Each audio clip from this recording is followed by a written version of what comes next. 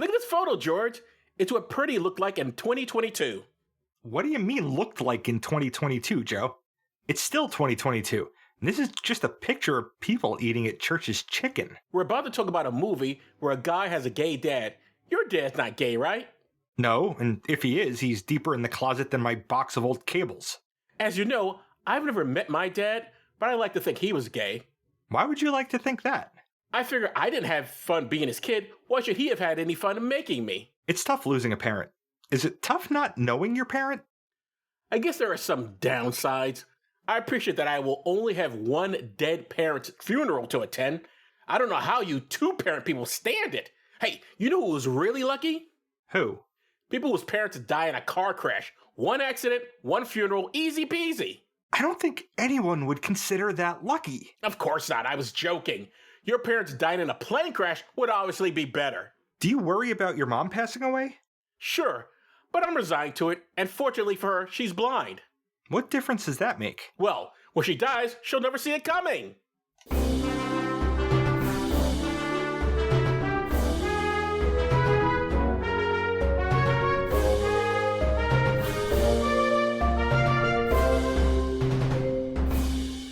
Welcome to Does This Still Work? The podcast looks at old movies and asks, does this still work? I'm Joe Dixon. And I'm George Romacka, and today we're discussing Beginners from 2010 and some historical context. First, podcasty stuff. You can reach us at dtswpod@gmail.com, on Facebook, or on Letterboxd, because Elon Musk is going to turn Twitter into a cesspool, and we want no part of it. Please tell your friends about us, and leave 5-star ratings everywhere. You can pick what we watch and get extra per episode content by funding us on Patreon for as little as $1 a month at patreon.com/dtswpod. Now, Joe, take us back to 2010. The themes of this film are loss, starting over, and finding romance. With that in mind, I looked at those ideas, plus what was going on with the gays in this history corner for 2010. As our story is primarily set in California, I'll be looking at newspapers from that area. Let's start with loss. This is from a publication called The Signal. Read the headline, George. When feelings bubble to surface. The article I'm going to quote from is about the grief program that operates out of Santa Clarita, and it still exists to this day because grief didn't end in 2010, if you can believe it. I will now quote, "We often talk about the pain of loss. Sometimes it's not pain at all anymore, it's detachment," said Santa Clarita resident Jeff Zorn, a grief counselor and director of the grief program. Hurting people can become checked out, turned off, and tuned out. Loss upon loss upon loss can cause people to shut off feelings because they don't want to be hurt anymore, Zorn said. Grieving people aren't broken, however, and don't need to be fixed. They need to be heard in an atmosphere of safety, respect, and dignity without evaluation or advice, which is just criticism in disguise anyway. End quote. Do you think that can count for, like, pairs of people who just keep losing things? You mean like you lose your keys or something? You lose your wallet? Like losing your keys, losing your car, then you're losing your wallet. Do you think that can, like, drag down a podcast? I don't think that's the same sort of loss he's talking about. Oh, okay. But I agree with that, what he said, though. Especially the advice part that sounds like criticism. I definitely get that. Whenever I have yet another failed dating experience, I just want to be heard, not told how I probably did this or that wrong, which doesn't help anything and just hurts my already raw feelings. What about you, George? Does this make any sense to you? Do I do that to you after you have these failed dating experiences? Oh my God, yes. Oh, I am so sorry. The last one. But then again, you ask me questions that, like, what could I have done? No, I don't. Whenever I ever asked you, what can I have done? Name one time I've done that. I'm thinking of a lot of... No, never mind, I'm not. Okay. I've never asked you what I could have done, not one. All right, Joe. I am sorry for all the unsolicited advice I give you about your dating life. That's on me. I thank God for your girlfriend, Kit, the last time she handled it perfectly. You both got on the phone with me, and she was great. She is great like that. She told me everything I needed to hear. Well, let's move on to Romance and 2010 with this piece from the Los Angeles Times. What's the headline, George? Great theater, poor dating advice. Like this half of this podcast. The author is a guy named Andrew Trees. He is here talking about love and how much fiction gets it wrong. I will quote some points he makes. As I found when researching my book on the science of human attraction, our typical romantic beliefs are quite often wrong. For instance, even couples who are blissfully happy together can't count on a happy ending. The Pair Project, a long-term academic study of couples, found that those most in love when they marry are also the most likely to get divorced. And the chemical attraction that many people rely on to choose a partner has been found to fade to neutrality in 2 or 3 years. Some researchers can even predict whether a couple will stay together with far more accuracy than the couples themselves. And it has less to do with the things we might think, such as fighting, and far more to do with things we take for granted, such as asking your spouse about his or her day. How's it sounding so far to you, George? That tracks to me, Joe. I mean, before Laura and I split up, right? Everyone thought we were the perfect frickin' couple. Nope. Nope, we sure were not. We had all kinds of problems that we just didn't let other people see. And a lot of that was because we did not communicate well with each other. We had 2 very different communication styles that did not allow us to really process anything properly. So, yeah, I'm pretty sure that somebody who has a more wide-ranging and holistic and data-based view on relationships can predict how they'll turn out a lot better than the people in them. Back to the article, and tell me if you remember this after I read this passage. Several studies have found that for women, a man's body odor is a helpful guide to finding a good genetic match, but only if the woman is not taking an oral contraceptive, which reverses her usual smell preferences. Body odor doesn't sound very romantic, but perhaps the better question to ask is, how did our narrow ideal of romantic love come to hold such complete sway in the first place? End quote.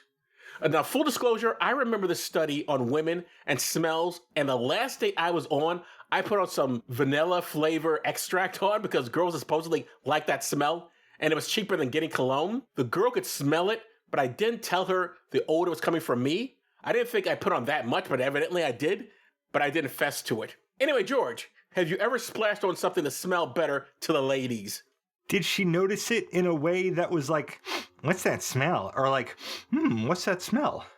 She definitely did not hate it, but she just said, you know how people are cooking and sometimes you can smell the cooking? And like, someone's baking around here. And I just didn't want to tell her, it's me.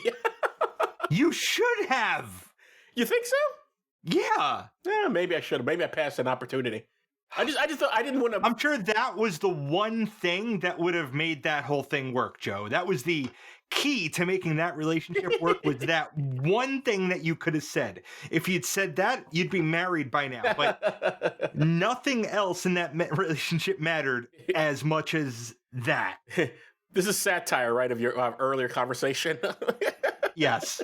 I probably should have. It's weird because I also put it on, and I just thought I put it on a little bit just to try it out. And so I went to go visit my mother, and I figured I could smell the train and everything. Maybe I'd pick up some ladies or something. But the only one who said anything was my mom. She said, "What does that smell?" Someone's baking something. I said, "What are you talking about? There's no smell." I don't know why I was so self-conscious about it. I should have said I put this stuff on because I wanted to attract women. Well, to answer your question, yeah, of course I fucking splash stuff on myself to smell better to the ladies. In particular, I wear Aspen, which is what Kit bought me to wear because it smells good to her. Maybe it's just because I'm a dude, but I've never smelled you smell any. What, do you just put it on for special occasions, or? I put it on every time I shower. So at some point I probably have smelled it and didn't even notice. Yep. Yeah. I'm that good trying to get into your pants. What I learned was that 2 faraway spritzes if I'm doing it at home. If I'm showering at work, 3 faraway spritzes. That way, it's still just strong enough when I get home. See, there's no spritzing with vanilla extract. You have to just put it on. No, it's just yes. Pat your neck. Although I use the audio medium. I use a Q-tip. I put a Q-tip into the lick and just put a little under my ear, maybe around the neck area. But apparently that's enough. Well, what you forgot to do was bake at 350 for a half hour. I should have been baked. That was the problem. I want your hot take on this statement, George, quoting from the article. My hot take on this 12-year-old article? Yes. I'm going to read this passage and you'll tell me what you think. According to a 1982 study by two Indian researchers, the level of self-reported love in arranged marriages increased over time until they surpassed the level of self-reported love in marriages that were freely chosen. Incredible as it sounds, people with a very limited say in choosing their own spouses eventually become happier with their relationships than people with the freedom to choose anyone they wanted. End quote. What do you think of that, George? I think that's comparing apples to oranges, so it's not a meaningful comparison. Okay, explain, please. Self-reported anything is garbage for statistics. Like, it is really hard to draw concrete conclusions out of self-reported factors in studies. So, self-reported love, come the fuck on. Because how do you test for that? There's no objective test for that. All you can do is take people at their word. And I don't know if you know this, people fucking lie all the time, especially to themselves.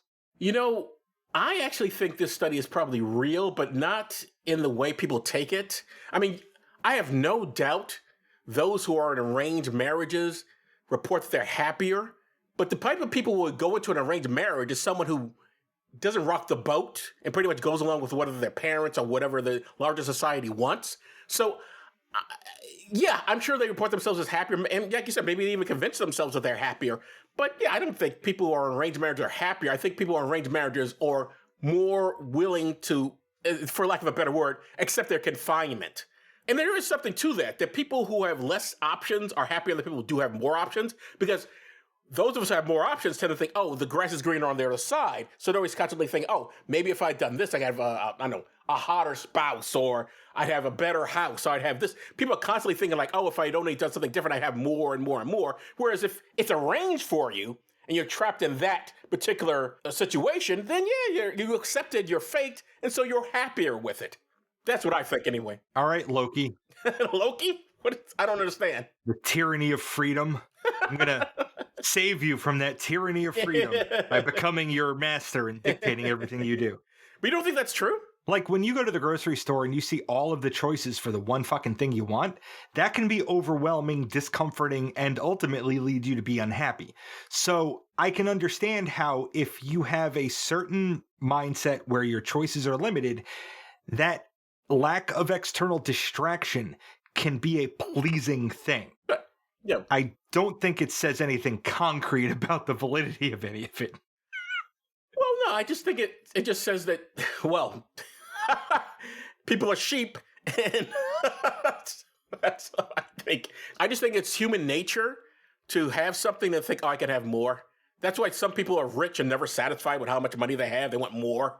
I think it's, yeah, I just think it's part of the human condition that for whatever reason, even though we have plenty of stuff, we're never satisfied. We always feel like we could have more, or we're missing something, which is ludicrous. You know, when I lost my wallet, that's what I was trying to be in a good mindset, that even though I lost my wallet, this is not the worst thing that could have happened to me. It's annoying. It's obviously I have to get all my cards back and everything. That's bad, but there are worse things. And so rather than being depressed about it, I just tried to move on.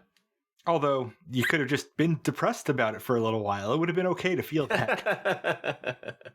Moving on, let's get into the gays of 2010. In 2010, Ricky Martin came out. I don't know how well anyone remembers Ricky, but he is a singer and one of the best-selling Latin music artists of all time. I have no idea where his career is now. I checked and he's not touring, but he has released albums that still sell. Well, he's out there living La Vida Loca.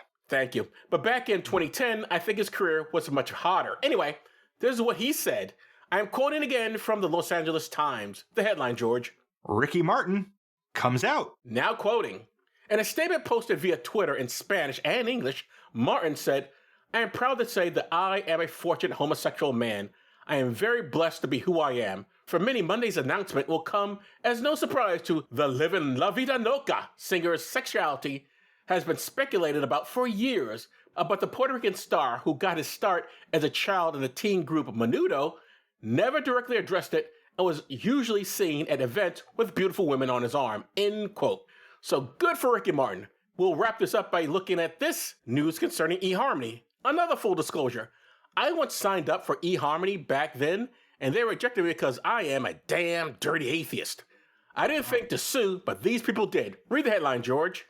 eHarmony settles suit brought by gays and lesbians. The fuckers at eHarmony had to pay out $500,000 and make the website more welcoming for gays and lesbians. Is anyone gay and on eHarmony listening? How are you enjoying their service? Are any godless folks on that app? I'll never join that piece of shit, but I am curious how it's going. What I'm also curious about is if we think this movie works. So George, tell us about Beginners. Okay. This was written and directed by Mike Mills, and I think it was, again, autobiographical. Yes, I was wondering if Beginners was his only film, but he has done plenty. I just haven't seen any of his others. And even when I saw Beginners in the theaters at the time it came out, I did not know this about him. According to Wikipedia, his mother died of brain cancer. 6 months later, his 75-year-old pop comes out as one of the gays. 5 years after that, his father died of cancer.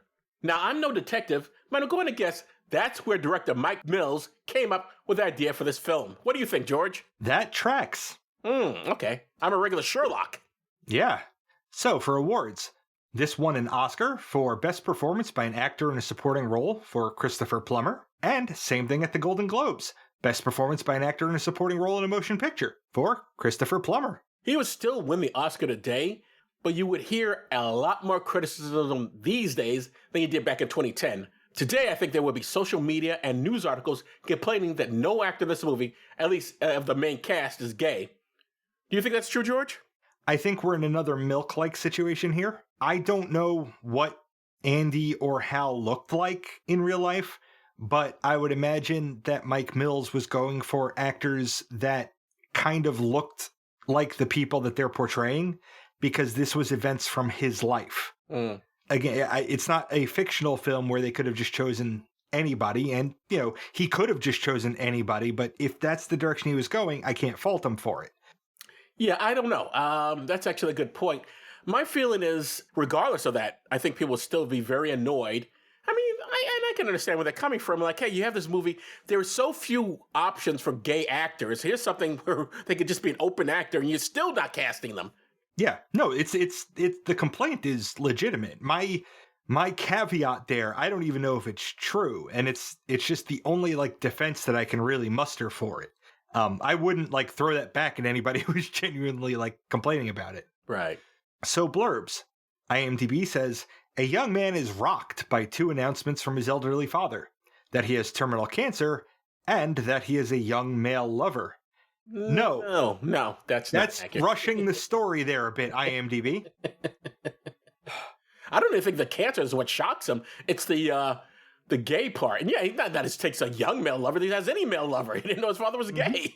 Amazon says, Oliver, Ewan McGregor, is inspired to take a chance at love by memories of his late father, Christopher Plummer, who came out of the closet at age 75. I think there's a moment where he does take inspiration from that and go for it, and the father did come out at 75.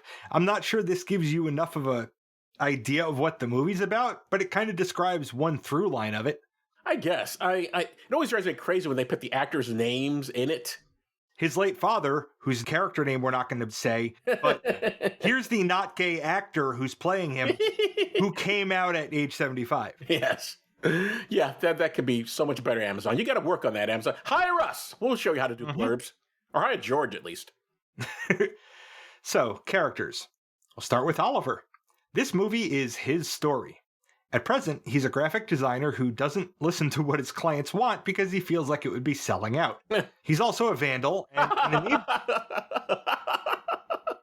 I mean, you're right, but... yeah, and an enabler of unhealthy canine behaviors. Played by Ewan McGregor.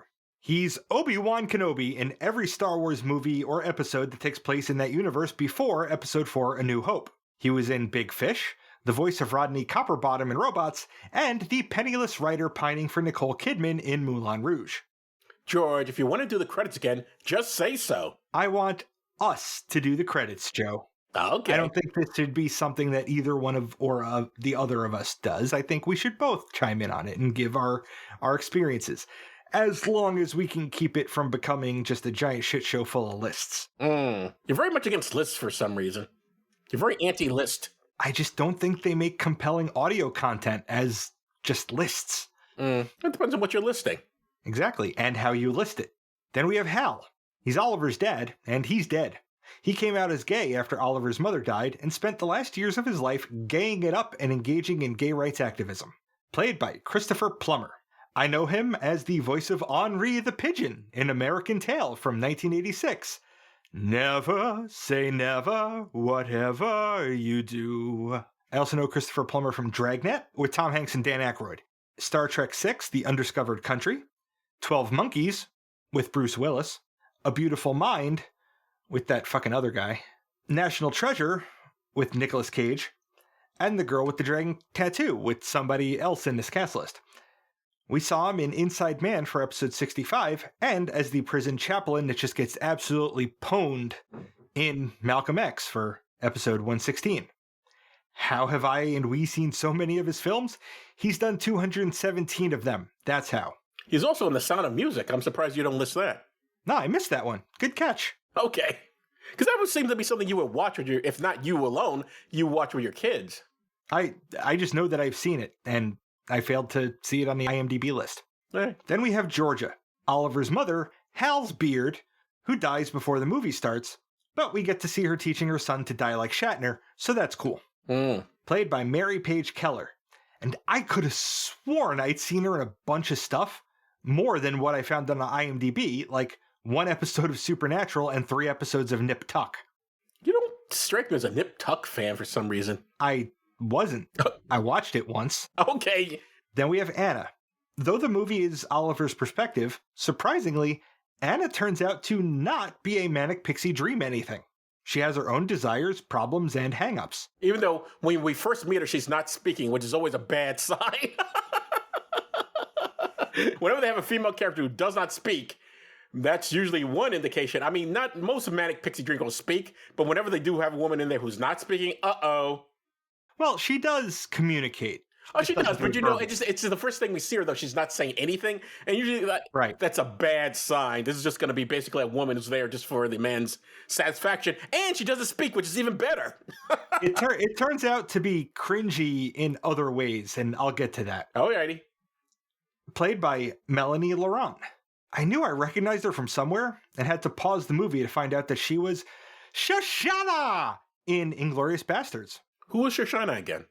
She's the one who burns down her fucking movie theater to kill the Nazis. Ah, she's the one who kills Hitler. Yes. Yeah, because that movie is an incorrect look at history. That movie is World War II fan fiction. Yes, absolutely it is. From the Allied side. But I would absolutely carve a fucking swastika in the forehead of any Nazi that I got a chance to do that to. You always wanted to be Brad Pitt. Kinda did. Then we have Andy. He's Hal's last romantic flame in a May-December, or more like a May and next May relationship. Working on his pyrotechnic engineer license, which is one of the cooler job descriptions we've seen in any of these movies. Played by Goran Viznik. He was the voice of Soto in Ice Age and is another alum of The Girl with the Dragon Tattoo. Well, you know, I must have missed that. Where did he say I obviously they have the pyrotechnics in it, but I didn't realize he was studying to be an engineer in that. I completely missed that. He was in when he was being introduced in the movie. Okay. Then we have Arthur. He's an adorable and sometimes subtitled Jack Russell Terrier, played by Cosmo. His other IMDb credit is Hotel for Dogs. I've never seen it, but it's got Lisa Kudrow and Don Cheadle, and that probably counts for something. Indeed. Why do you suppose they gave the dog a fictional name? Why not just call him Cosmo? Good question, Joe. Okay. So, this is an independent film, so we can expect things like the first thing that we see. It's a few daisies in a skinny glass vase between the wooden frames of a window. The window is mottled with residue from evaporated raindrops and implies a gray, damp morning, which birds are greeting with their lovely tweets and chirps, which, if we are going to be honest, mostly translate into catcalls and requests for cloaca interactions. Ooh. We see a few more shots around the house, the contents being packed up by Oliver after the death of his father, Hal. In a closet, we see him taking some very 70s-looking shirts and packing them into a box. He's doing a good job of conveying the simultaneous grief, annoyance, and confusion of having to pack up the remnants of a life, without the benefit I had when separating from my ex of being able to text a picture and ask, "Do you want me to keep that for you?" He carries a bin of prescription medications to the bathroom, where he dumps them all in the toilet. PSA, that's not how to dispose of prescription medication. You can bring them back to any pharmacy. When I was filing a police report for my recently stolen car, I noticed in the lobby that there was a drop box for expired, unwanted, or unneeded prescriptions. So take them to the police station or the pharmacy and let them dump everything down the toilet, because I'm pretty sure that's what happens anyway. I did not know that. That's information to me. I didn't realize that's how you... I would also just pour it down the toilet. I didn't realize you weren't supposed to do that.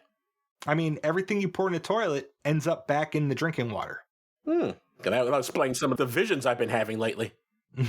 Also, when I opened my browser this morning, I saw a little ad under my shortcuts that today was National, get rid of your meds in a safe way day. Are you serious?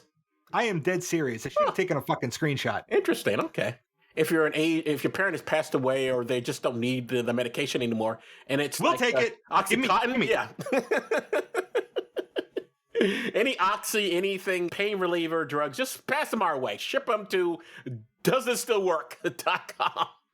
Really, anything with a street value, too. We'll take those. We can sell that. We're horrible people. He carries a few bags out to a large pile of trash out front. This is where we first see Arthur, the Jack Russell Terrier, sticking close by his older, less furry brother. Oliver finds a personal ad application his father had sent to the newspaper, and it's here that I realize what a trap this movie is for me, because you don't have time to read the letter while watching the film, but if you pause it like I do, you can find way more things to write about, like that Hal was an art historian and he was on the board of several gay groups. Well, that's established in the film. You don't need the letter for that. Oliver brings Arthur to the pup's new home, Oliver's apartment. He then gives Arthur a tour of the place, room by room, something that will happen twice more in the movie. In that way, it becomes sort of a through line. But not with Arthur, obviously. Right. Oliver interacts with Arthur much the way I interact with animals. I talk to them as if they can understand every word I say, and ask them questions as if they can answer. Excuse me, I'm not an animal. Ba-da-ba-ba-da-ba. Actually, technically I am, but... You are. You're a primate in the great ape family, just like I am. But if you're going to be an ape, be a great one. He counsels the canine that it's pretty lonely around his place, so he'd better learn to talk. Then we get a subtitle, while Arthur is just staring at Oliver, that says, I can understand about 150 words, but I can't speak. And I laughed out loud at that. Okay, is that before or after you text me how boring this movie was? That was before, actually. Okay. Because I noticed that on my re-watching through it to be writing the summary. Okay. This film does a lot of flashing back. And let me stop here for a second. Normally, movies that do this, what I do is I take all of the flashbacks, put them in chronological order, and then read them as the first part of the summary, and then get into the rest of the fucking movie. This did it so often that I couldn't do that. But also, it's the kind of movie where that actually makes sense. Yes. Because the movie is him experiencing his life while he's processing everything in his life before that. Sure. Especially the death of his parents, and just his parents in general. Right, and his childhood that had a lot to do with it. So it's okay in this film, and I'm going to let it slide and just jump the audience back and forth through time with me. So first, we flash back to the hospital, where Hal is trying to play matchmaker between Oliver and the cute nurse, who is actively applying restraints to the old man, because a second ago he was trying to pull all the tubes and hoses out of his body like he just woke up from the Matrix. Oliver tells his father that he doesn't want to rush into any relationships because he doesn't want to be like Hal and his mother, Georgia.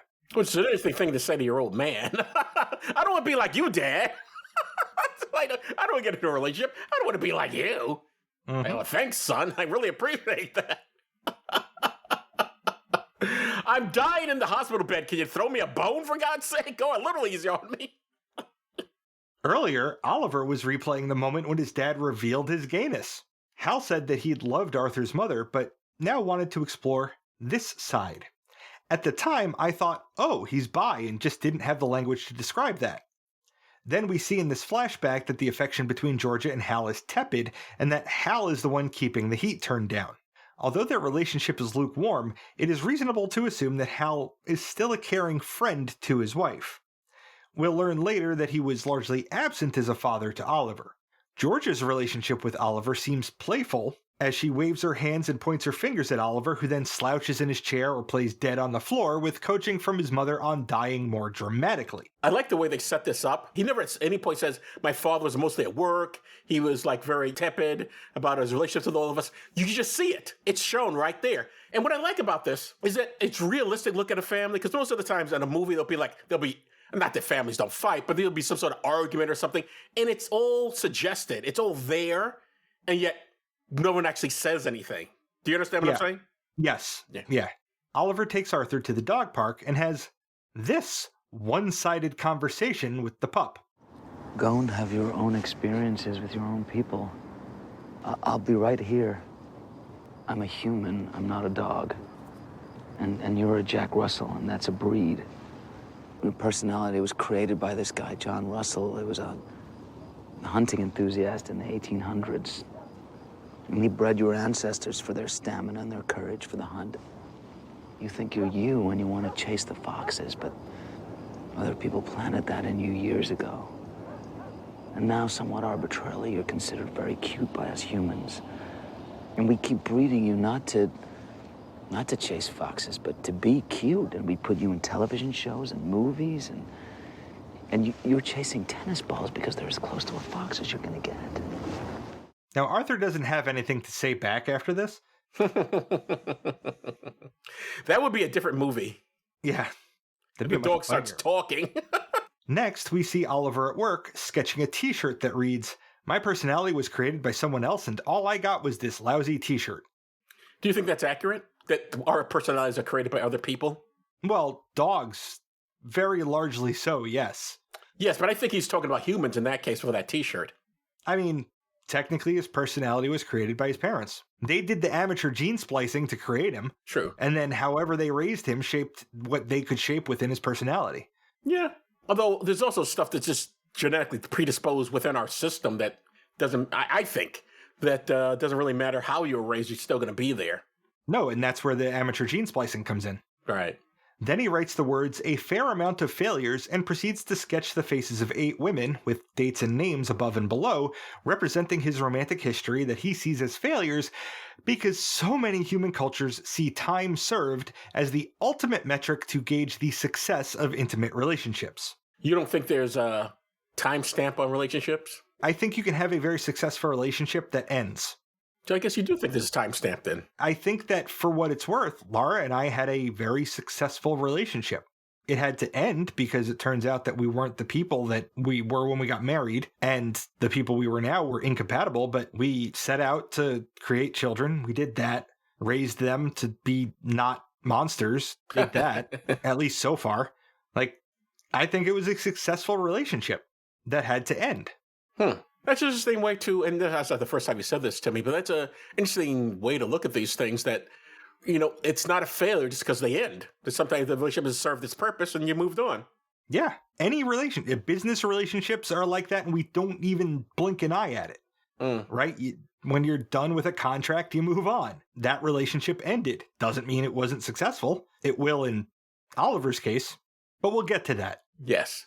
No one feels once the relationship, I mean, certainly you didn't, when your relationship ends, you don't feel like, wow, that was a successful relationship and now I'm moving on. You feel pretty bad. No, there's still a grief to be processed. Your life is changing, and that change itself is stressful. You're reorganizing as a family. Like, in my case, I miss my kids terribly, especially now that I'm off my frickin' meds. Whew, that's a... Which brings us back to, again, if your grandparent is throwing away some drugs, send them our way. Well, it's not that I couldn't get them. I deliberately, under the advice and counsel of my psychiatrist, went off of this medication. Oh, well, that may have been a mistake. So, we flash back now to the hospital. Hal seems to be in a state of delirium, and Oliver finds this concerning, if not at least mildly amusing. Andy brings a cassette tape recorder to play messages of love and well wishes from their mutual friends. Andy, I haven't properly introduced in the summary, is Hal's boyfriend. I thought you did. I did in the cast section. I haven't mentioned him in the summary. Okay. Back in the studio, we learned that the current project being worked on is album art for a band called The Sads. They've sent headshots because they want the album art to constitute their portraits. Oliver laments this, saying that, oh, you do something decent once and that's all people want from you. I guess he feels this is cramping his creative style. Fuck you, dude. Oh, really? I mean, Grant, yes, these people are paying him, and I guess he has to do what they want. But at the same time, I thought what he had in mind was more creative than what they wanted. It's actually kind of inventive. Might have been more creative and more inventive, but it's not what the customer wanted. And lamenting that, oh my God, you're good at something? Oh man, I did this thing once and now that's all people want from me. That means that you've done it again and people liked it, and again and people liked it. That's how you get and now that's all people want from me. Meaning, you're good at something and you're fucking pissing on that. It's not an unusual thing. I mean, Leonard Nimoy got pretty sick of bringing Spock up all the time. He's done other stuff, but that's the stuff that can be thrown in his face. It's just not unusual for people like, yeah, I did this. I'm very happy about it, but I've done other things. I don't want to keep having this thrown into my face over and over again. I can understand that. Find an outlet for that isn't where you are supposed to be doing the thing you're good at. Anyway, his friends and coworkers pull him away to get him ready for a costume party. He tries to leave the apartment, and Arthur starts whining and barking. He decides to bring the pup with him. I will say this here so that I don't have to say it later. Oliver does a massive disservice to this dog a number of times in this movie by enabling that animal's separation anxiety. Bring the dog along this one time wasn't the worst thing, but what he should have done was schedule that dog for training to help it not have this problem. This isn't only for the dog's health and well-being, it's also for his, because this will cause a problem later. Mr. Expert on dogs, okay. A little bit. Oliver arrives for that party dressed as Sigmund Freud. Well, Sigmund Freud if he had a Jack Russell Terrier. Shortly after arriving, a partygoer notices how cute the dog is. Because the dog is pretty damn cute. Very cute, yes. She asks if he does any tricks. Oliver says no. Oliver is then shown to be wrong when that partygoer asks Arthur to sit and shake, and he does both without hesitation. Shortly, Oliver finds himself playing the part of therapist to a man dressed like the Wicked Witch of the West. His next patient turns out to be Anna, and their meet-cute has a lot of Hitchhiker's Guide vibes, with less space travel and more laryngitis. She does all of her communication, in this incipient stage of their relationship, with a pen and a notepad. She diagnoses this manifestation of Freud with depression, asking, "Why are you at a party if you're sad?" I think it's to be less sad, but what do I know? Yeah, that would have been the best answer. I'm sad, so I'm out with my friends, so I'll be less sad. His answer was, is it that obvious? Well, yes. Yeah, it's that obvious. So he goes to get them some drinks and has another flashback to when his dad called him after a night out clubbing. Yeah, no, they had some wonderfully loud music. I just wanted to get Christopher Plummer going. As you know, I used to live with my friend Bernard, who is gay. And when I lived with him, there was a gym that played a lot of music. Goes sort of sound. Made him crazy. He fucking hated it. He thought it was the worst music. And of course, it would just come up from our floor up to us. And it's like really annoying. He would constantly write letters and make complaints to the city council, everything, just to stop them from playing the damn music. Style, blah, blah, blah, blah, style, I think was one of the songs. It was terrible, I admit it, but it didn't bother me. Made him crazy. Things like that tend to get white people all riled up. Oliver remembered in that conversation that Hal was having no luck finding romance, and this spurs him to move faster to get those drinks back to Anna. I mean, he was already doing that. He was already got 2 drinks and was going back to Anna. Like, you know, the blurb said that he got inspiration for... This is where that would have happened. And he was already on that road. I don't think he needed the flashback to get him there. Then we get a rest of the party montage, mostly of those 2 dancing together. This entire time, I'm thinking this is the meet cute, and this will be the primary romantic relationship in the movie. She has laryngitis. Are they going to kiss? That's a bad idea. They should not kiss. That's how you transmit diseases like that. Oh my God, are they going to kiss? And that's how I spent the next 10 to 15 minutes of this film. Okay. COVID really did a number on me. They de-costume, and he gets her number before citing his dog as a reason to leave. Before he reaches his car, she calls him, and has an Obi-Wan and R2-D2-esque conversation where she presses buttons on the phone to indicate yes or no. You know, I didn't even get that. Well, I'm not a big Star Wars fan, but I didn't even think of that. You're right. Oh my god, and this was 2010. Ewan McGregor had played Obi-Wan at this point. Yes. Although I'm sure no one was thinking of that when they were doing that scene. In this manner, they decide that this night is not over yet. I mean, geez, you'd kill for one of your dates to go this well, Joe. Like, What makes you think I haven't had a date that went this well? you haven't in recent memory. Before long, Anna, Arthur, and Oliver are in the car, which Oliver drives on the sidewalk to Anna's apparent delight. Something we presume, or at least I presume, he got from his mom, because she lets him, when he was a kid, she would let him drive. Yeah. She directs him to her hotel, where he almost immediately bursts out telling her that his dad died recently and he was gay. That works on girls, don't you know? Well, she is understanding and compassionate and amusedly smooshes his face around before, oh my god, she has laryngitis! Why are you guessing? Then she asks, in a hoarse whisper, if they can just sleep, to which Oliver enthusiastically agrees. So they do that. Sleep. In bed. With her laryngitis. You know, I have to say, I got the impression that she didn't really have laryngitis. I thought it was just a character she's playing. But I don't know. Because she gets over it pretty fast. Well, she's still not talking in the morning and writing things, so I'm pretty sure it was laryngitis. And, like, I don't know why you would ask things like this. Well, I was under the impression she was trying to get into character or whatever. Because who did she go to the party as? Good question, Joe. So I assumed that was part of her character. Like, her character was somewhat androgynous. That seemed to be the character. And didn't speak, so maybe that was the character didn't speak. I don't know.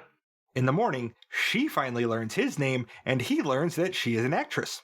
Gotta love actors playing actors. I don't know why it always amuses me. She's leaving that morning to go to New York for an audition, and will be back in a few days. How is she going to audition with laryngitis? Painfully, I would imagine. She does indicate a positive and enthusiastic desire to see him again. He walks her and her bags out of the hotel, and they have a laryngitis-riddled goodbye kiss, followed by Oliver's flashback to the first time that he saw Hal and Andy kiss. To be clear, the least believable part of this movie, other than Oliver's income, which I'll get to, is that he does not get laryngitis. In Amazon, this scene was titled Oliver Receives News About His Condition, which had me expecting a really tragic movie along the lines of The Fault in Our Stars. It's not Oliver who gets news about his condition. It's a flashback to Hal being told that he has metastatic lung cancer. Hal doesn't want to tell anyone, which fucks Oliver up a bit. Andy comes to visit in the hospital and feels a need to assert his rightful place in that hospital room. The nurse is played by Algerita Wynn, or Stanley's mistress Cynthia from The Office. Oliver and his friend and coworker Elliot are at the bookstore, a very dense and messily stocked bookstore. They get some books and then leave. Elliot doesn't really seem happy for his friend's newfound love, and weirdly, neither does Oliver in this moment. It's embarrassing. I'm 38 falling for a girl again. It's like I lost the instructions, or I never had them. Yeah, it's real embarrassing to be 38 and falling in love. Yeah, let's pause on that for a moment, right? I was 36 and getting divorced when Kit sent me the message that started our relationship. Would I have been too old for that 2 years later? And what does that mean for you, Joe? You're 55. You've been looking for love as long as I've known you, which started in your mid-40s. Should you even be trying, according to Oliver? Holy shit. Well, to be fair, that is the problem with the character, which he acknowledges.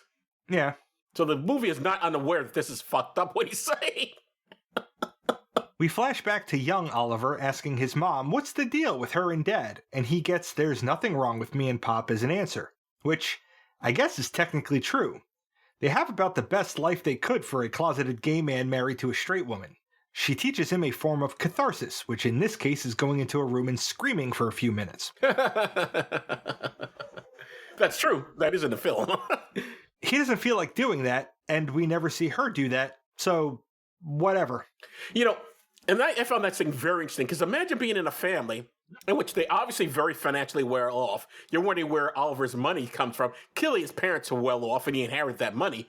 But on all of his flashbacks, you notice it's never them fighting.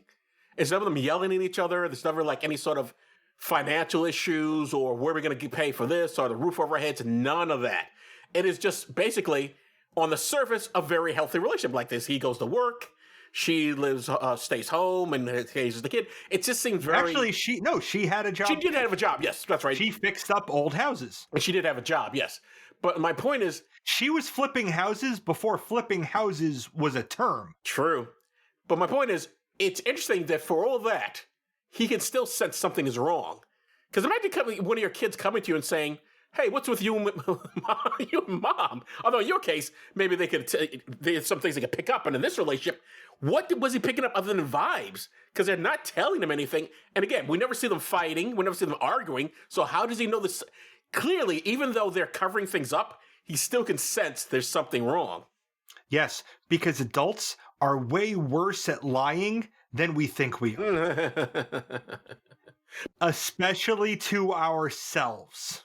But imagine being a child in that sort of situation in which you know something's going on and no one's telling you anything. And you got no siblings you can rely on. Like, are you feeling this as well? You're just on your own. You know something's happening between your parents and you just don't know what it is. Yeah, I know what that feels like, Joe.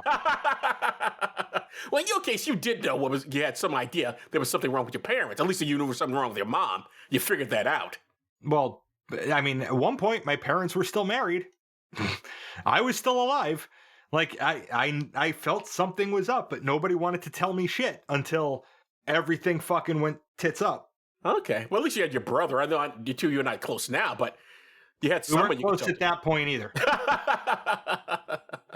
Nonetheless, that's got to be such a weird situation to be in. No, what I did is start dating really fucking young. That's how I dealt with that, was by finding a girlfriend fast. Yeah, I'm sure the chemicals in your brain also played a factor in that. Well, yeah, those chemicals at the time that my family was collapsing in on itself. Yeah, I was looking for something. Didn't know what it was, but I was looking for it. Anyway, back in the present, adult Oliver and adult Elliot go spray painting walls for some reason. Elliot is pretending it's the 80s and just stylizing his name, and stylizing is a stretch. Oliver just invents Twitter. He writes one of these per location.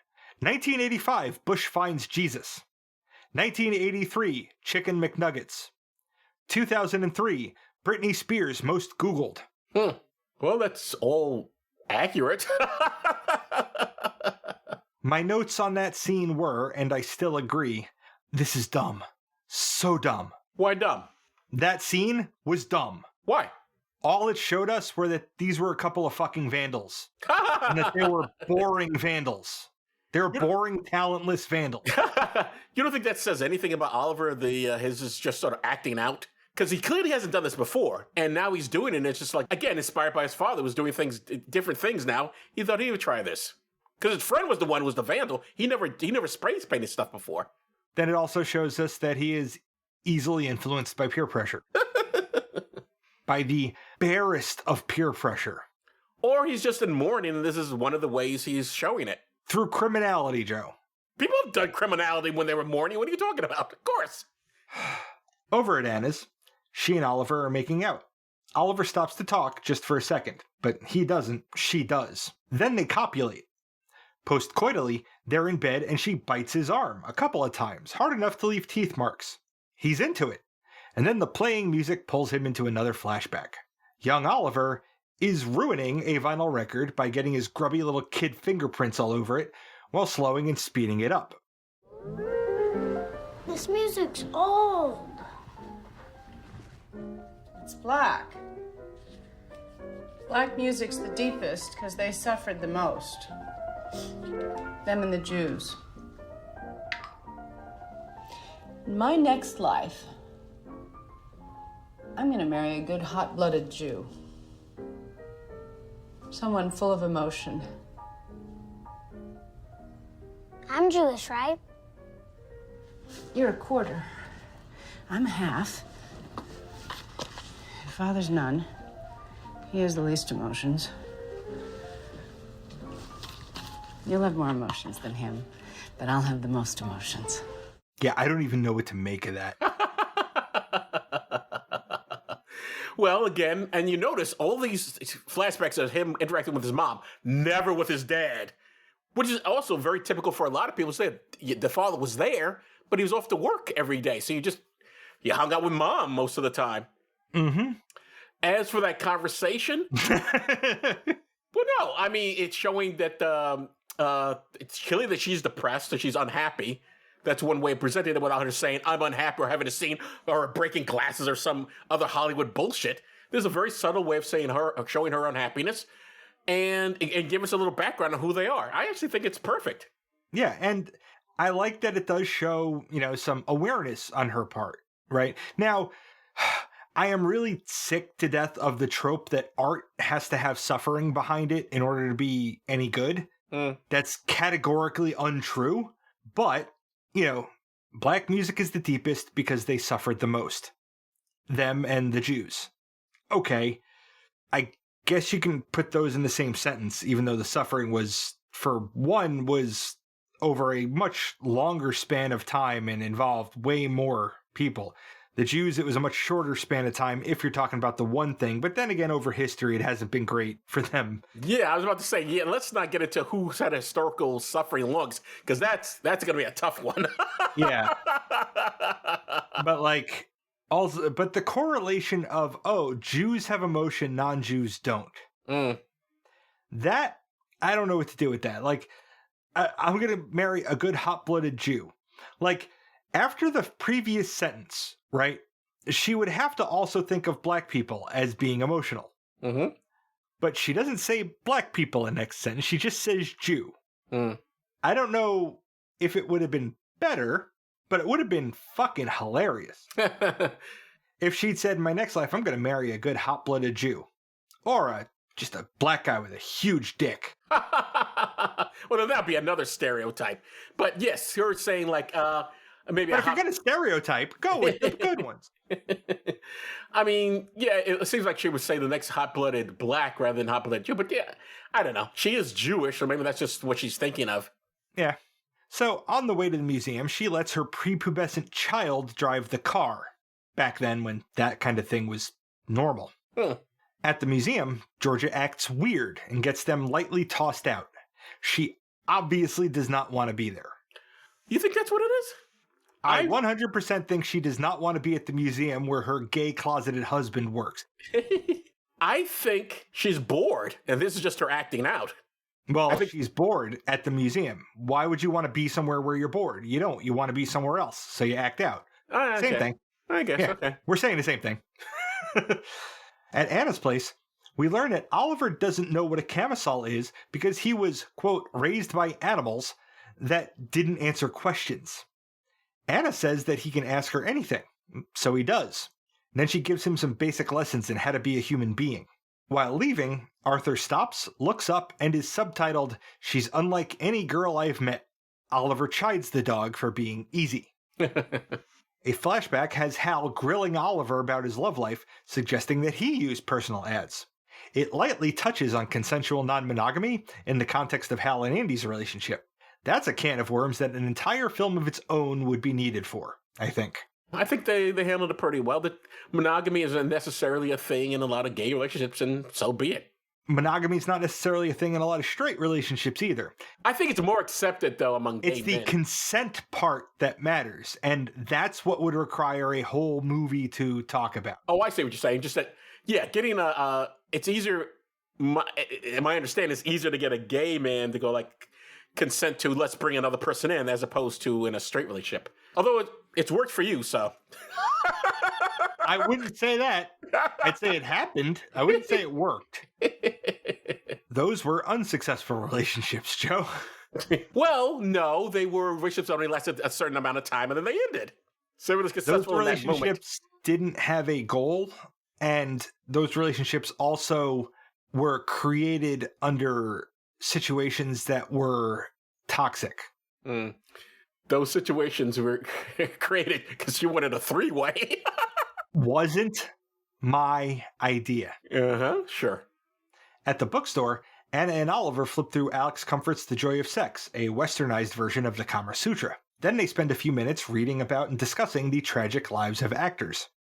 Oliver introduces Anna to the concept of a taco truck, opening up for her an entire world of yummy foodstuffs. For some reason, right here, I wondered how she ended up at that fancy dress party where she met Oliver. Not a problem with the film. If anything, it means I'm somewhat invested in these characters. But I kind of wondered that. Yeah, I mean, it's not like in North Dallas 40 where there's a character there who's not having a good time. You have to, how did you ever get invited? Who they ask her, how did you get here? And they're like, I don't know either. I don't know either. Right, exactly. In her case, this is obviously she's friends of people who put the party together, or friends of friends who put the party together, and that's all. We don't see anybody talking to her. We don't see anybody check with her before she leaves. Does no one talk to her? Maybe you're right. Well, either way, that's the presumption. No one's like, hey, it's weird that you're going out with this girl from this party. They're all like, they see her, remember when they get in the drinks? Ooh, you got 2 drinks. Ooh. Yeah. Well, no, that's his friends that came to the party with him. Yes, I understand. What about whoever invited her? Yeah, I don't know. In a flashback, Oliver wakes up to Hal organizing his library with the help of his home nurse to some loud ragtime music. Like it's me putting together a time-lapse video. He tells his father to rest, but his father wants to finish some paperwork. On a nice walk in the present, we learn that Anna's mom told her some untruths about being a Jewish girl. Like that she could be cute, but would never be considered pretty. That's just not true. My first 2 girlfriends back in middle school were Jewish. And they were both pretty then, and they grew up into pretty adult women. I don't know where that idea came from, that Jewish women can't be like knockout gorgeous, but I strong disagree with it. I don't think you needed to bring in your own girlfriends or former girlfriends and say, that's not true. If Melanie Laurent is Jewish, she's case in point. Marilyn Monroe was Jewish. I did not know that. She was a convert, but she was Jewish. I don't think that's what her mother was talking about. No, but we'll count it anyway. We get a narrative flashback about how Hal and Georgia met in high school and how the 50s were full of hatred, bigotry, and violence. We're back at the studio again. This time, he's showing the clients what he's been working on instead of the portraits that they specifically requested. They're not impressed. I mean, they're musicians. You think they'd be more creative? How? They're very limited. Maybe the band sucks. We never hear their music. Maybe they're bad. We do hear their music. We hear a lot of their music. We do? Uh-huh. Where do we hear? It's a lot of the soundtrack. No. But the music we hear on the soundtrack, is that supposed to be that band? Are you sure?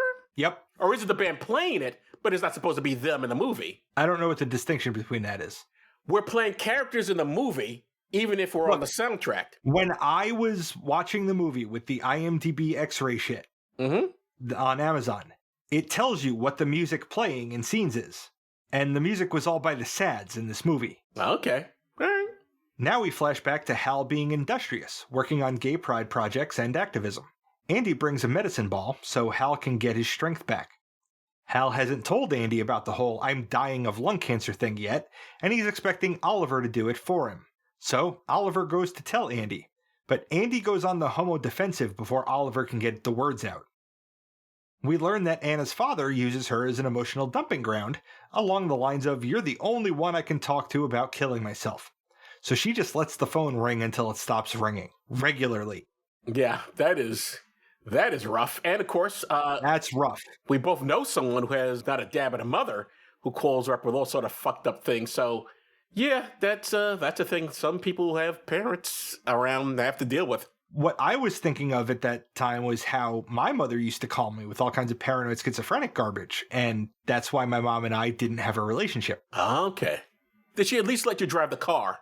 She did take me driving once, in like a church parking lot. Wait a minute, didn't you actually drive to New York with just a driver's permit? I drove from New York to Florida on a learner's permit. And then when I got to Florida, I got my license. Later, it's graffiti time again with Anna on board. 38. Too old to fall in love, but not to graffiti a billboard out of boredom. I presume you've never actually done graffiti because you seem very down on it. I did when I was a delinquent youth. You have no fond memories of that? That's another relationship that went and then it ended. No, because I did all that graffiti by myself. Ah. What are some of the things you graffitied? What did you do? Do you remember? I had a tag that I came up with that I would just Sharpie places. And what was it? It said gunman, just because it was the style that I could figure out. I could figure out how to do those letters in it. Oh, okay. I'll show it to you. I can still do it. Oliver flashes back to his father spending some of his last days buying lots of books, flowers, and clothes. At a party that Hal is throwing, Oliver brings over food to cook, and Hal says, "It's movie night, you idiot." Asshole. Look, don't make denigratory sweeping statements about people you love. Everyone does stupid things sometimes. Everyone forgets things sometimes. It doesn't make them an idiot or stupid. Be kind to those you love. I don't think you seem to have taken this more personally than Oliver does. I don't think he meant it for him to like. It's just, oh, you idiot sort of thing. I don't think he meant it. Look, my position is say what you mean and mean what you say. It extends to say only what you mean to say and mean it when you say it. I don't call you an idiot ever. I don't call you stupid. I don't call you names because I care about you. And I never want that thought to be in your head in my voice. Because we will all the time tell ourselves that we are stupid, that we are idiots. And the last thing any of us need is somebody we care about saying it to us. Okay, well, that being said, Hal's life, although I have no intention of coming out at 75, although who knows, has a life I would love to have once I retire. He's putting together parties, he's joining groups, he's having letter campaigns. This is what I want. This man's life is exactly what I want. Well, without, and also I want to have a relationship when I'm even though I'm an old fogey, I still want to be still dating and stuff. And I have no problem with any of that. I didn't think you did. Oh, okay. I didn't think you did. I moved the conversation on. I'm simply saying, okay. I'm simply saying, like, just said, I thought his life looks pretty fucking terrific for a guy who's retired. Oh, I love to live like that he's living. Then Hal writes some Jesus fan fiction. I would do that as well. Because the original ending was too violent. That's what he says. That's not what my fan fiction for Jesus would end with. As blasphemous and pornographic as I could make it, just because it would piss off people more. Then I couldn't post it on Twitter because after Elon Musk takes it over, only the wrong kinds of offensive shit will be allowed on there. Well, if you put the N-word in, it'll stay. Yeah. Anna gets out of bed to walk around. Arthur follows. That's the dog, in case we've forgotten. Okay. Oliver wakes up and finds girl and dog in the hotel restaurant. This somehow becomes about Oliver's loss of his father. For reasons that will be clear later, this almost becomes a breakup. Oliver starts walking away and Anna hugs him from behind, and then they're not broken up. Anna, Oliver, his friends from work, and of course Arthur, go roller skating. A rink employee has the unenviable task of informing them that dogs are not allowed in the building. I think Arthur could have a legit argument today that Oliver is his emotional support animal, but then Arthur would have to rent 2 pairs of Jack Russell-sized skates. Sorry, Oliver, but you not ponying up for training to help the dog with its separation anxiety doesn't make you immune to rules. So they steal roller skates in retaliation. Unfucking believable. And nobody even tackles them to the ground like in Splash. I would imagine the roller skate place is insured. They'll be fine. I bet the guy that stole my car thought that too, Jeff. Oliver unplugs Anna's phones to stop her dad from calling, then offers for her to move in with him. She seems cautiously hopeful and says yes. Which reminds me, didn't we have cell phones in 2010? Why? How's that one phone? How's unplugging a phone correct the situation? Does no one have a cell phone? If you knew that somebody would have that number and be calling it all the time, you might not have a cell phone. But no one, now that I think about it, nobody in the film seems to have one, right? Am I nuts? Yeah, no, fucking Oliver does. Does Oliver have a cell phone? How do they have that conversation after the party? Yes, you're right. And she does too, because how does she call him? Yeah. So they do have cell phones. So again, Yep. So him unplugging it wouldn't solve anything because her father would just call the cell phone. Unless the father doesn't have the cell number. She may not have given him to him. That's fair. But then how does he... But he has this number? She might give him the number to where she is currently staying because otherwise he'll fucking call the police on him for a missing persons thing or something. Okay. Or if he's calling, guess what he hasn't done yet? Killed himself. Yeah. Now comes the flashback that answers the question of why Gloria was how she was in that marriage. She proposed to Hal, promising that she would fix his gayness. At the time, Hal would have done anything to change who he was to fit into the world that he was born into. And this leads into a brief history of gay rights and pride, starting in the 70s and including the murder of Harvey Milk, who we talked about a couple episodes ago. We did, and I was really surprised when that popped up because I had seen this movie in the theater, but I completely forgot about this whole section of it. I was like, oh, wow, huh. I didn't realize. I would love to see a documentary on women who married gay men, because God knows, this is fiction, but it's based on a real thing. And we know that throughout history, this has happened, and probably right now it's happening. There are straight women marrying gay men, or I guess maybe even straight guys marrying lesbian women. And you have to wonder, what is the psychology there? Do they really think that they can fix them? Or is it just like, I get when people who are both gay and they marry just so they can be accepted into society, they're living a lie together. But one person knows, hey, I'm definitely not into you, and they still marry them. I'd love to know what the psychology of that is. I mean, it's an extension of the I want to fix this person psychology that is in a lot of other relationships and a lot of other contexts. I guess. I just think that failing to do so because you literally can't is maybe taken a little more personally.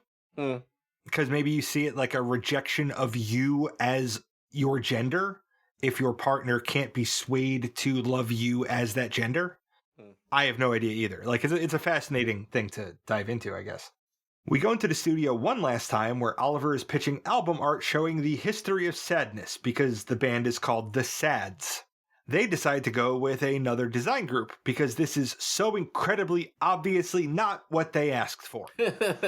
I still think what he made for them was great, and they have no taste. That may be true, but it's not what they asked wanted. for. Yes, I know. Look, you go to McDonald's, you order chicken McNuggets, they give you a McWhopper triple fuck. Doesn't matter what they give you. If it's not chicken McNuggets, it still might be great, but it's not what you asked for. Yeah. Anna moves into his place. He gives her the same tour Arthur got. Wait, has she never been to his place? Yeah, I don't think she has. Huh, how long have they been dating? It's not clear. It should have been a while if he's asking her to move in with him. Correct, but it's not clear. And she's never been to his place. Huh. Anyway, he cleared out a dresser for her to use. Anna is overcome with emotion, and then they have sex. Because that happens sometimes when you're overcome with emotion. That night, she can't sleep. She's not in bed in the morning, but asleep on the couch. Oliver, this has nothing to do with anything, but Oliver is wearing a t-shirt so full of holes that he should be ashamed. Why? He's with his girlfriend in their private... I don't care. That, like, if it's got that many holes in it, you throw it out. Or you use it as a cleaning rag. It's obviously a very old t-shirt that he's had for years, and he doesn't want to throw it away. He asks why she was crying. People cry for all kinds of reasons, dude. Any emotion strong enough can result in crying. We just first think of the sad ones. Usually that's why I'm crying, the sad ones. Yeah. We get a compilation of flashbacks that we've seen already. Present-day Oliver notices that Anna hasn't been unpacking into the drawers he prepared, and at this point, I know that he's gonna fuck this up. What's happening here is that Oliver has a preconception of how a couple living together looks, and Anna is not fitting into that preconception.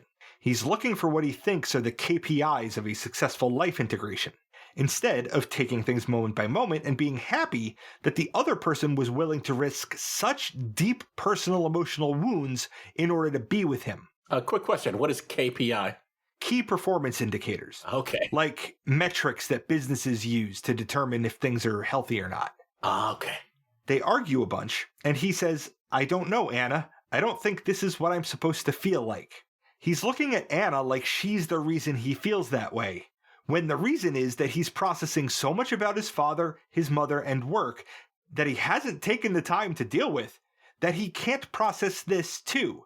He can't see how it'll work out, and then he makes sure that that happens. And I wrote that before the line in the movie where he literally says that. Anna moves out, saying that she's going to her apartment in New York City.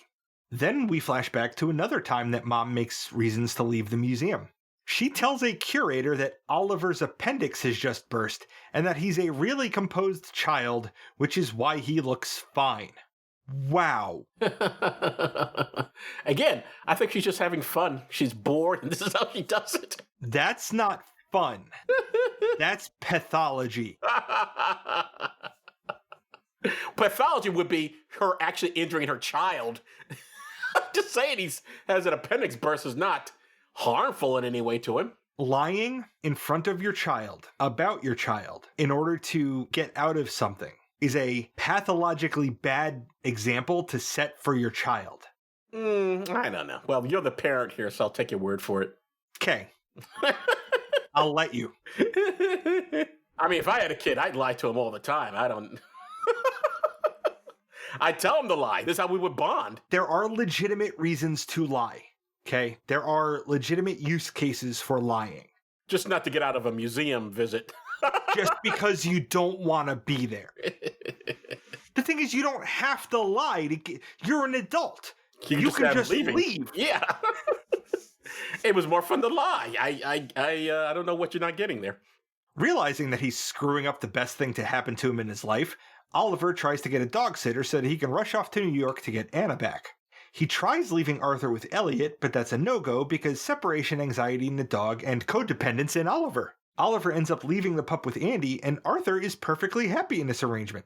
And Andy is overjoyed that Arthur remembers him. Yeah, because he was he was, I guess, the sort of like the co-parent to that dog for at least a little while. Mm-hmm. Then Oliver goes to New York to get Anna back. Presumably, he flies. How does he afford that? It's scripted. That's how. Because he's obviously not making much as a graphic designer if he can't or won't give customers what they want. And I wrote that, but you brought it up that his parents seemed loaded, so... Yeah, he obviously inherited money from first his mom and then his dad. So how does this trip work out? Amusingly, because she never left L.A. She is happy to hear from him. She tells him where she hides the spare key to her apartment and then gives him a tour of her place via phone. Then she asks a very important question to the continued existence of their relationship. Why do you leave everyone? Why did you let me go? Maybe because I don't really believe that it's gonna work.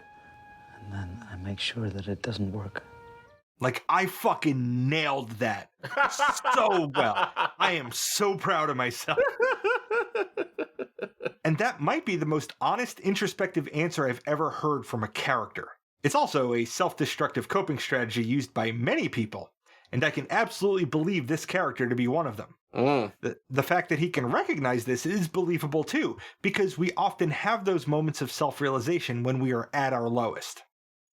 This conversation happens on the cusp of the last flashback of the film. We see Hal's friends surrounding him as a gay priest administers last rites. We see Hal mildly flirting with the hospice nurse. And then we see that nurse tell Oliver that his father is gone. And that, even just saying it now, makes me choke up a little bit. So you got into the film. I did. Oliver flies back and picks Arthur up from Andy. In this moment, Andy looked so heartbreakingly sad that I did start crying. And then Andy asks Oliver why he hasn't come to see him, and Oliver answers that he was jealous of the attention his father was giving him. Then they hug, and I just absolutely lose my shit for a minute. Okay. Aww, you're such an emotional boy. I am. At home, Anna comes back, and I didn't cry because I knew that was coming because the scene title told me so. She reads that personals ad from the beginning. Then they go upstairs to sit on the bed and wonder what comes next. The end. Which I think is a perfect ending. Because it's not, most movies, as you and I know, whenever it involves a relationship, it's like, it's happily ever after this. Like, there's no resolution whatsoever. Whatever issues came up before, just, they're done. We don't have to think about them anymore. In this case, it's like, they may not make it. We don't know. We know that he's fucked up. But they are she also has her issues to deal with. Yeah, go ahead. But they are happily out of the starting gate. Yes, exactly. They've made it a little further than they were at the beginning of the film, beginners, and we'll see where they go. We won't see, but we know that it's just not done. It's almost like I don't know. You've never seen The Graduate, right? No, I haven't. One of the things that makes that film work, and this is not a spoiler because it's over a 50-year-old film, one of the things that makes that film really work is that even though Dustin Hoffman's character is supposedly in love with this girl, at the end of the film, after he grabs her from a wedding and they're sitting in the back of a bus, they're looking at each other and they're going, okay, now what? What would be real? Like, what are you gonna do now? You just left this wedding to this man. You've upturned your whole life. The guy you ran off with, what the hell is he doing with his life? So it's like, it's a good ending because in most films, the camera go off with them together, laughing, ha ha ha. But this time, in that movie, the camera stays on them after they have their big laugh, and they go like, oh shit, what now? Yeah. And that's the end of this film. And that's why, George, I'm going to say it now, I think this film works. Okay. I think it is a solid picture. It's a realistic picture. His own weird thing about being 38 and 40, notwithstanding, I think it captures a lot of people's hard time getting relationships. God knows I'm in that category. Hard times making relationships, dealing with all the shit that's come before with your family and everything. The fact that his father is gay is an interesting aspect of it, although it's not, I suspect it would be like this even if his dad was straight. His family could have been exactly the same, and his father could have been heterosexual. Because again, what happens in the film is that the father goes off to work, so he's mostly hanging out with his mom. And this is a relationship a lot of people have had. We mostly hang out with our moms when we're growing up and seldom see our dad. In my case, never seeing its dad. So I like this movie when I first saw it in the theaters, but I sort of forgot it over the years. Seeing it back now, I love it. I think it's great. So I'm going to sign on to that. Yeah, I think it works. I sent you a message saying that I thought it was boring. And there was some truth to that. But we've watched a lot of movies for this show. Mm-hmm. And I have developed some unhealthy expectations in movies. Like I had to point out in the summary, I didn't do what I usually do with a flashbacky movie with this one because it worked in this one.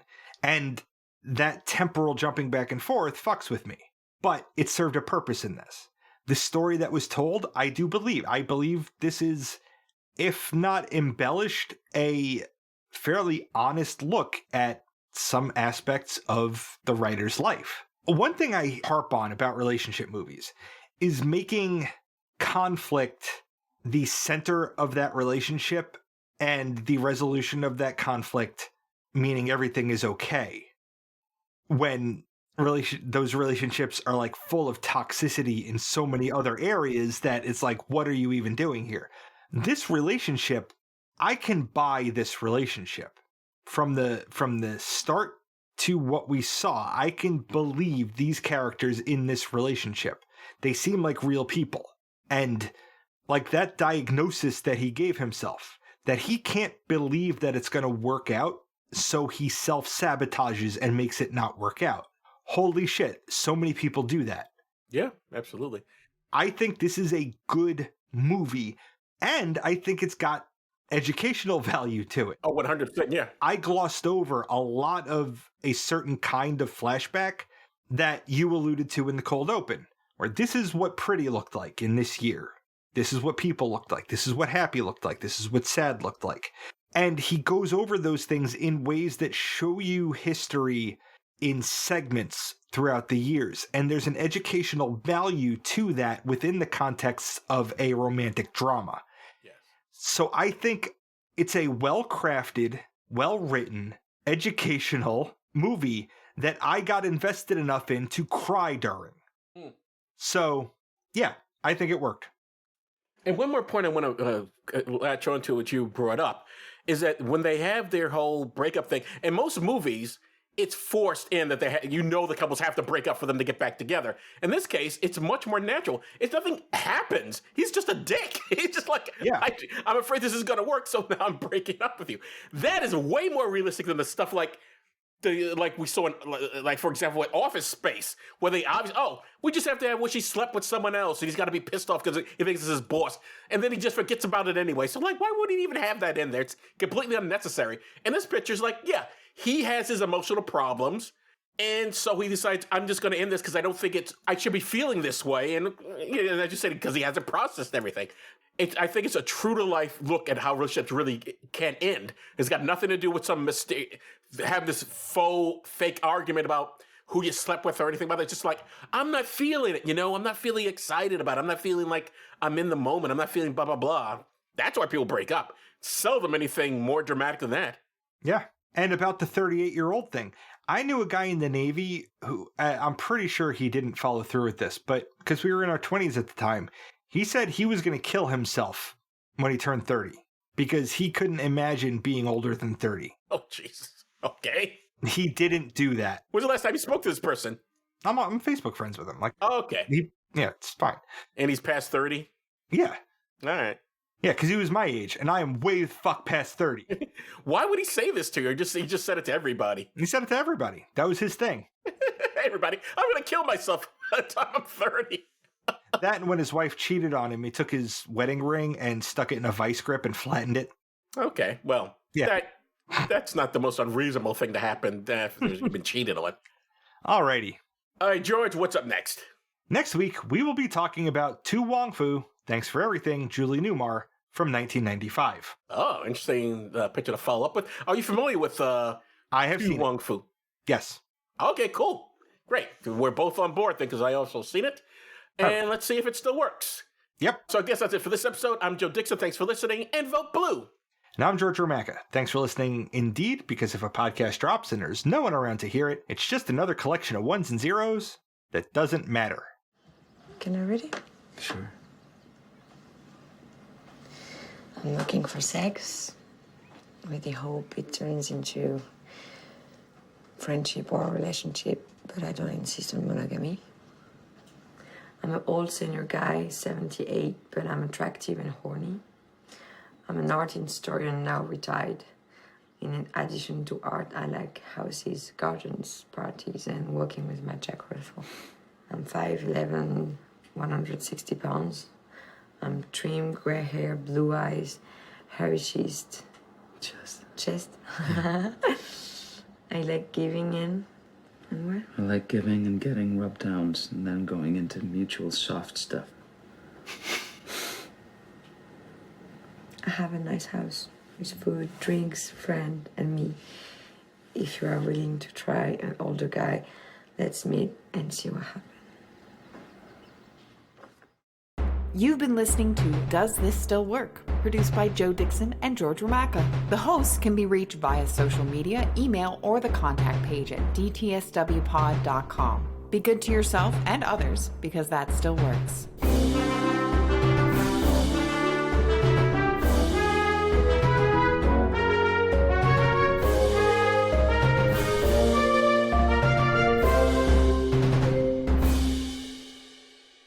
I hope you didn't blow all of your funny on this cold open and we're screwed for the rest of the month. What is the worst decision you've ever made? Oh, have you ever accidentally stalked someone?